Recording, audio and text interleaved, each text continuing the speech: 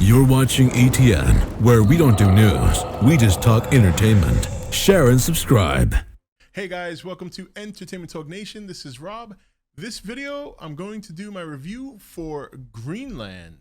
Greenland stars Gerard Butler, Morena Barkane, and Roger Dale Floyd. And Greenland is essentially a disaster movie.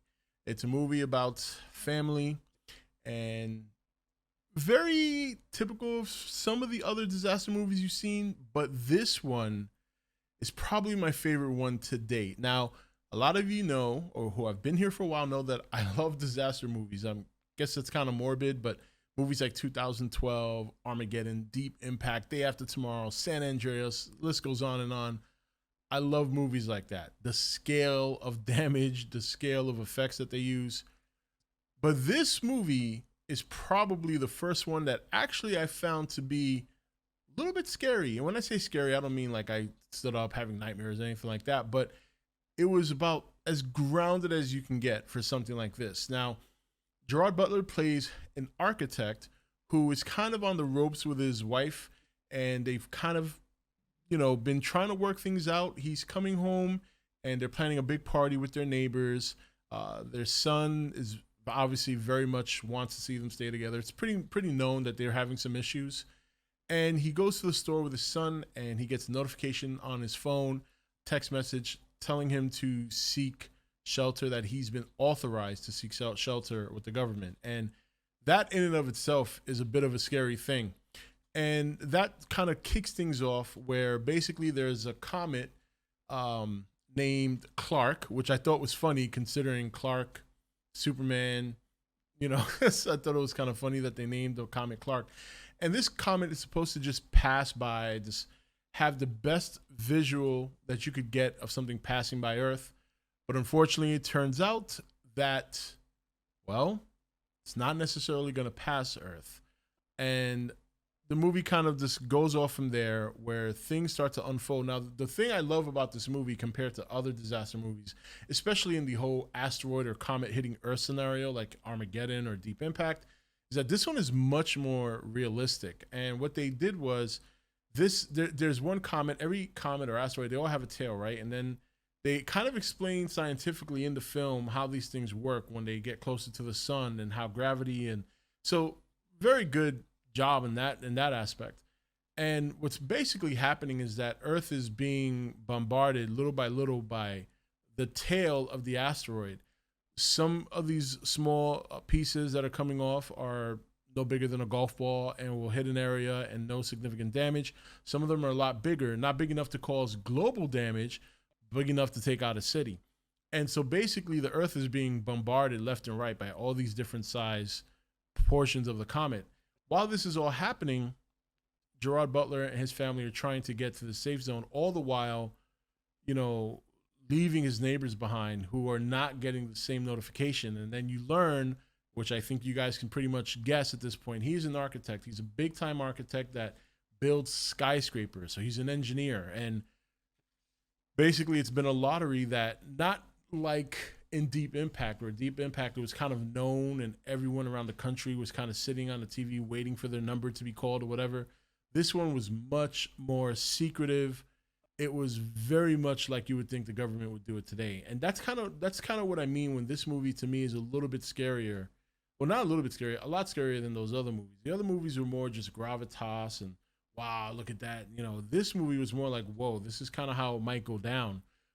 And the other thing I love about this movie is that the idea of the comet or the pieces of the comet hitting the Earth are not central to the movie. You're not waiting for that big moment where it hits Earth and everything goes crazy. It's happening throughout the movie. It's almost as if the comet and the portions of it that are breaking off are actually characters in the movie. They come down randomly, and there's this one beautiful scene, if not creepy, where they're out driving in the middle of the night and they do a sky shot. And because this is such a huge comet passing the Earth and it's got such a large tail and there's debris falling from the comet into the atmosphere, it almost looks like the sky is opened up. In other words, there's no clouds and it's almost like you can just see directly into the galaxy. You know, and I don't mean like, oh, you can see the stars. No, you can. It looks like you just look up and there's a galaxy. It was such a crazy shot because, like I said, there were no clouds. You can see the comet, you can see portions of the comet, and then the other portion of the sky just looks like you're looking out into the void. It's kind of hard to explain because you're thinking, yeah, you'll see the stars. No, you have to see that particular shot to understand what I'm saying. But it was a great shot, and the special effects in the movie were really, really good, even for the portions of the time that there are things bombarding the Earth. But in terms of the story, it is your typical, that's, family survival. Trying to get to where you need to be, having some conflict along the way, and then ultimately, the family gets together and so on and so forth. So there's nothing really major to spoil in that aspect. In terms of the story, you're going to get your typical, disaster story from the family aspect. But what makes it such a good movie is that you can see just how effective and just how well that story works when the other portions of a movie like this are taken a little bit more seriously. There's really no cheap jokes to go around. They're showing you more things from the ground level. Like, let's take, for example, you see a movie like Armageddon. Armageddon heavily takes place with like the government and NASA and them training to go into space. And then they get to space and they're on the rock and they're trying to drill and it's communication with that. This is none of that. This, you're seeing what's going on Earth, how people are reacting, how things are kind of going sideways. And you don't get that in these other disaster movies. You just don't. You look at a movie like A Day After Tomorrow, same thing. It's more generally focused on Dennis Quaid and his character getting to his son and his son being hunkered down in the library. You don't get a broader scope of what's going on around the world. You get little tidbits, but those things happen during the crisis. You know what I mean? I would say Deep Impact is the closest thing to that. But again, they're so focused on, they kind of go back and forth with the government aspect. The media was a big aspect in Deep Impact. This particular disaster movie, even though the story elements are very similar to those other movies, you're getting it from the ground level. You're not getting government interference. You're not getting, media is actually a big portion of this movie, but it's executed a lot different than it is in Deep Impact.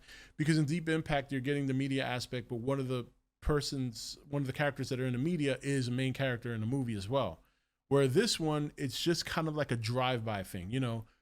You're going somewhere and the news happens to be on and you happen to catch it and they're reporting on what's going on. It's not a focus, it's just, they pretty much use the media in the movie as a way to update you with what's going on around the world while you're following Gerard Butler's character and his family as they try to get to safety. But the execution's much better. The focus on the family and some of the tough decisions they have to make regarding people around them and some of the challenges they meet do allow you to get more invested in the characters so that you really do care about them when you get to the end. And, I've always felt Gerard Butler's been a good actor. Again, he's one of those actors, and I said this with my Shadow in the Cloud review with Chloe Grace Moretz. He's just another actor that I think just does not make good decisions when it comes to movies he's doing versus the fact that I really do think he's a good actor. This particular movie for him was a great decision, and he did great in this movie. Sometimes he has a hard time determining whether he wants to speak with an American accent or an English accent, but you can kind of forgive that because he gives a great performance. He's not out there acting like, King Leonidas or I forget his name in the Have Fallen series, but, he's not like this kick-ass character. He's just a regular guy that has a job. He's having some family trouble. He's trying to fix it, and all the while, the world's going to shit. Now, in terms of the surroundings, what kind of made this movie a little scary for me was when you see how the government's handling this. Very secretive. They're not telling people what's going on, but you see movement, In fact, it's kind of funny. I'm saying that on Inauguration Day when there's like 40,000 troops in the Capitol and you're all wondering why it's happening and nobody's saying anything and nothing seems to be happening, then why do you need 40,000 troops? Well, in this particular movie, it's the same thing.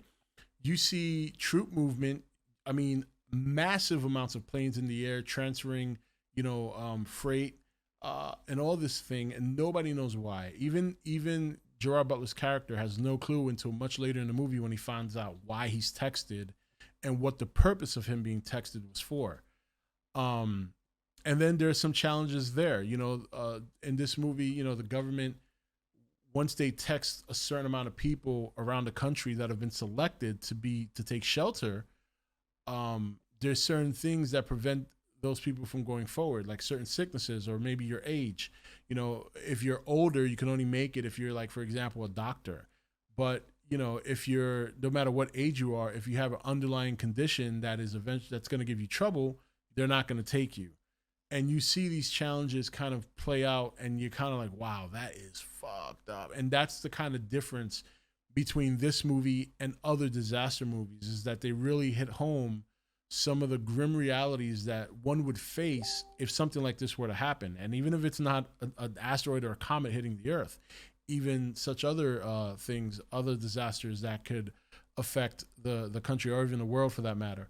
The movie does have your typical climax from other disaster movies. Only difference here being that, again, they don't focus on it to the point where it's like that's everything. Yes, there is a big climax. Yes, it does have its Deep Impact / San Andreas / Armageddon moments, but it's not the focus of the movie. And that's what makes it even crazier, is that because it's not the focus, you're left to anticipate how things are going to happen. You know what I mean? And you're left to anticipate what it would have been like if you had been there when things hit versus actually seeing it. They give you tidbits. They give you enough to see it that you're satisfied, but they don't overdo it to the point that you're like, okay, whatever, I've seen this. So I think in that aspect, it was very cleverly filmed. It leaves a lot of anticipation and thought without leaving you thirsty to kind of see how things play out. There are some scenes where you do see a level of destruction, but what's scarier in this movie is the way it's filmed is so, it's much more real than what we've seen before. The CGI is pretty good. They don't hold on it too long. They don't show it too long. They show just enough where it looks crazy and it looks scary. But if they show it too much, then okay, whatever. This is just, they're glorifying the amount of destruction they can do with CGI. This movie, they don't do that. They show you just enough, then they pull back, and then they show you enough, and then they pull back, and then at the very climax, they show you what you think is you're gonna see, and then they kind of pull back, and they do something else that's just more effective. So I loved it. I thought it was a great movie. It was much more grounded than any other disaster movie I've seen. The characters you can definitely connect with, and you get emotionally invested in them, which is very rare for a movie like this. The story is generic. There's nothing special about the story. You've seen it before, like I said. But what makes it good is that they filmed it in such a way that it's very grounded, and they put the characters in a position for you to care about them. And that's really what makes the story work, along with the way it's filmed. So I got to say, Greenland was a pleasant surprise. I enjoyed it immensely. And if you guys haven't seen it, I highly recommend checking out Greenland. Great disaster film. So, but anyway, that's it for my review. I hope you enjoyed it. This is Rob signing off for E.T.N, where we don't do news, we just talk entertainment. Take it easy.